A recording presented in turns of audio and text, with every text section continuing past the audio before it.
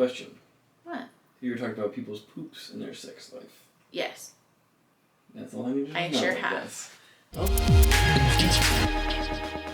Okay, hi everybody. Thanks for coming back. Today we are talking about something that we've talked about before, except that the editing on that video is so fucking bad.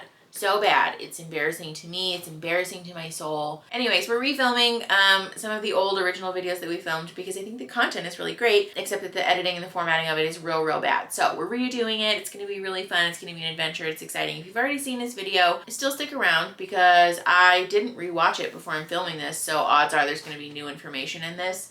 And also I'm like a new, older, wiser person now. So maybe some new nuggets of wisdom will sneak their way in there. Nuggies of wisdom. Yeah, nuggies of wisdom. We love nuggies. Okay, so yeah, I guess that's it. Let's just get into it. Okay, so today we're talking about the idea of who should go to therapy. This was a question that seems to come up a lot, especially on the internet. Like, should I go to therapy? Do I need therapy? The answer is yes. The answer to all of the above is yes. If you're a human being and you exist on this planet, especially in the United States of America, you should be going to therapy. Or maybe not necessarily you should be, but like you can be in therapy if you want to be. Because, first of all, the time that we're living in, like, hello, is really stressful. But also just being a human being is kind of hard, you know? We all have families, we have relationships, we have social, work, financial obligations that we have to contend with in day-to-day life. And so, you know, that'll do something to a person. So there are a lot of things, even in our day-to-day life, if you don't have like a big trauma or like some kind of like big scary thing going on, those are all reasons enough to go to therapy anyways, because being a person is hard. And especially, you know how like when you go and a friend of yours, well, maybe not now, but before we were living in the end of times, you would go get lunch or coffee with a friend and you would like meet up and chat about your day and like, how's it going? And you're like, it's okay, it's great, it's fine. And you guys would sort of talk about your lives and what's going on. And then you do the thing where you go, oh, but that's fine, you know, yeah, so how are you? In therapy, you never have to do that, which is, I think, the key part of therapy that makes it so useful, is that as a therapist, it doesn't matter what's going on in my life. I have my own therapist where I dump my own shit, and I have my own, you know, support system where I can deal with my own stuff. So as a client, when you go to therapy, you never have to do the thing where you say, what's going on with you, or you never have to make room for your therapist shit, because that's not their job. The whole purpose, even if you have nothing going on in your life, again, which we know is false, but even if that were true, therapy sometimes is just a place for you to like complain about your life or to be just generally mad about stuff that's going on. Therapy sometimes serves the purpose of just allowing you a space to talk about things that are going on for you, and to bitch and moan at a person whose entire job is to make sympathetic noises at you, to reflect those feelings back to you, to ask you clarifying questions, to give you the opportunity to expand on that, and to be like, yep, definitely, yes, no, I see you, I hear you, I get where you're coming from. And that feels really good, especially if we are feeling some type of way about expressing that stuff to the people in our lives, sometimes because the people in our lives are the people who are causing us distress. It's nice to have a place where you can go and unload all of your shit in a confidential way, in a safe way, where somebody's whole job is just to hold space for you to be not okay for,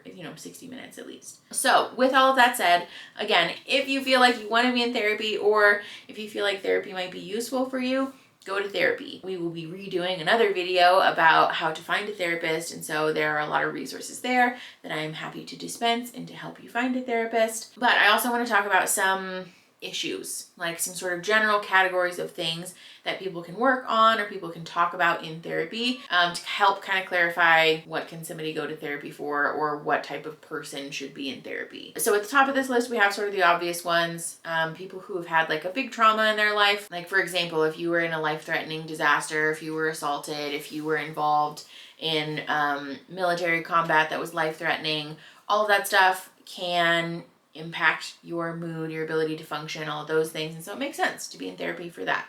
Excuse me, ma'am. The tripod's not really a thing for you to like scent claim. We're trying to... I'm holding Echelon. Why are you like this? Excuse me, quiet on set? Just keep going as best as you can, I guess. Keep moving. Also, on that list of sort of obvious things, people who are visibly or like from the outside you can tell that they're depressed or that they have severe anxiety, things like that. Those are all reasons to go to therapy. If you have depression or anxiety, or if you feel more sad than you normally do, or if you're moving through a period of time that's really difficult for you to get out of bed, if you're struggling with being motivated to complete tasks, if you're finding it hard to have a regular sleep schedule, if you're eating more than you normally do, if you're eating less than you normally do, if you're sleeping more, sleeping less than you normally do, those can all be signs of depression. And so those can be, things to bring up or things to talk about in therapy. One of the other things that I really wanted to talk about is just the idea of not feeling like yourself. Maybe you're not able to put words to what exactly it is that's going on, but you're able to identify that like, something's happening here. I don't really feel like me, and I'm not really sure what it is. This is one of those things that can be really frustrating to talk to friends and family about, because they can just be like, I don't know, like, you seem the same. It's probably no big deal. Let's talk about something else. And so it doesn't really feel like a productive or like useful conversation to have with friends or family. And so a therapist can be a great person to bounce those feelings off of, because again, our job and our whole training is about how to identify signs and symptoms for mental illness and like just sort of figure out like what's going on there. Therapists are really gifted at asking the right questions to help kind of open doors and unpack drawers that maybe you didn't realize were there. So if you're just feeling kind of off, things are kind of weird, especially right now with COVID and quarantine and money issues, and like a lot of social isolation, it makes sense for people to feel just a little off. Therapy is a useful place to talk about that, and it is totally fine and normal and appropriate. You are not wasting anybody's time by just talking about feeling kind of weird. Another thing that you can talk about in therapy, or like sort of categories of things, if you have people in your life or relationships in your life that are causing you stress, maybe your relationship is not going well, you're not sure if you should break up with this person. Maybe your family has become really aggressive or really clingy, or maybe every time you talk to this particular person you feel really bad afterwards. Those are all things you can talk about in therapy. Maybe your sex life is not good anymore, or maybe your sex life has become really overactive and you don't really know why. Basically, the rule of thumb is that if there has been like a change in your baseline, those can all be signs or symptoms of something that's going on underneath surface level. And so again, therapy or therapists are useful people to bounce this stuff off of, because again, our job is to sort of recognize these things and to help put things into place for you and to kind of give you guys the framework to understand what's going on. Even things that some people think of as just like normal life transitions, like moving away to college, moving to another city, getting married, having a new friendship, all of those things can be like a disruption for your sort of baseline level of being, and that can do something to a person.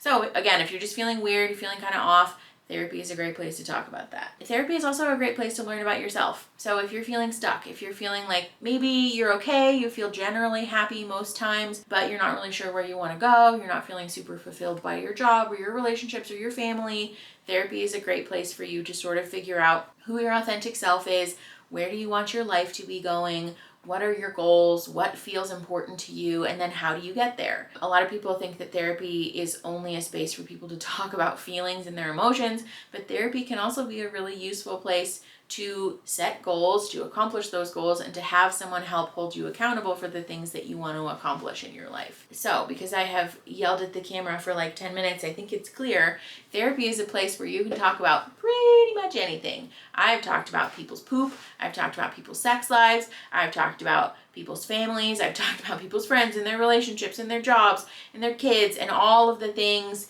from top to bottom with clients because it was relevant to them. So please don't be afraid to bring something up in therapy, but also please don't be afraid to get involved with therapy, even if you feel like your issue is small, even if you think it's not a big deal, because it is a big deal. It matters to you, clearly, and that's literally the only criteria for whether you should be going to therapy for it or not. So again, there will be another video about how to find a therapist and all of that jazz, but I just really want to encourage you guys to please go to therapy because it can be kind of fun. It's also a very useful process, and it also, again, is just nice to have a place to like put your shit. So So yeah, I hope this was helpful. I hope this was educational, and hopefully this will be edited much better than the other one. So if you like the video, subscribe to the channel. We have more educational style content. We also do fun stuff. We do a lot of therapist reacts videos here, which are just my favorite. So if you want to watch some more stuff like that, I'll put links that you guys can watch at the end. But yeah, subscribe, stick around, and then share the video to help the channel grow and to help each other grow. And I will see you soon. Okay, bye.